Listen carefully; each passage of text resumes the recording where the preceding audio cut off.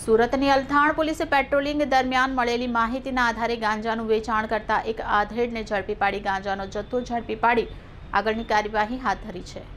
No drugs in city અંતર્ગત Surat police કમિશનરની સૂચના અંતર્ગત નશીલા પદાર્થોની હેરાફેરી અને વેચાણ કરતાઓ પર કડક કાર્યવાહી કરવા માટે ખાસ ડ્રાઈવ ઝુંબેશ રાખી હતી, જે અંતર્ગત અલથાણ પોલીસ અધિકારીઓએ સર્વેલન્સ પોલીસ માણસોની અલગ અલગ ટીમ બનાવી નશીલા પદાર્થો વેચાણ કરતાઓને શોધી કાઢવા પેટ્રોલિંગમાં હતી।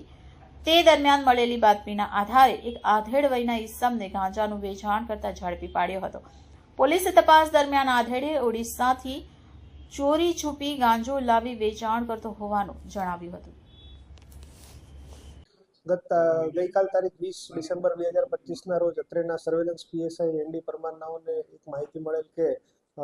ભરથાણા ગામની અંદર સત્યસાઈ સ્કૂલની પાસે એક પૂનમચંદ બહેરા નામનો માણસ જે છે તે પોતાના કબજામાં પાસ પરમિટ વગર જે છે ગાંજો રાખેલ છે ને એનું વેચાણ કરી રહ્યો હોય, જે બાબતે જે છે સરકારી પંચો સાથે જઈને રેડ કરતા ત્યાંથી જે આરોપી જે છે પૂનમ બહેરા નાઓ પાસેથી 460 ગ્રામ જેટલો જે છે ગાંજો મળી આવે, જેથી તેમની વિરુદ્ધ એનડીપીએસ એક્ટ મુજબ કલમ 8, 20 અને 29 મુજબ જે છે કાર્યવાહી કરે છે।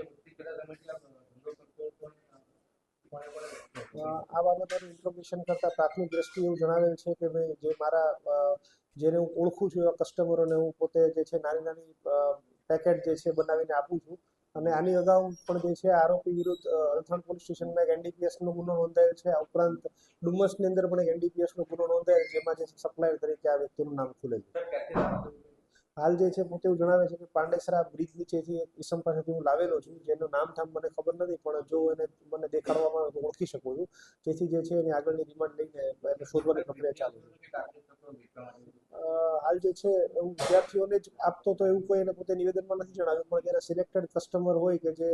એની પાસે લેવા આવતા હોય એ વ્યક્તિને ખરાઈ કરીને આપતા હોવાનું પોતે જે છે જણાવેલ છે।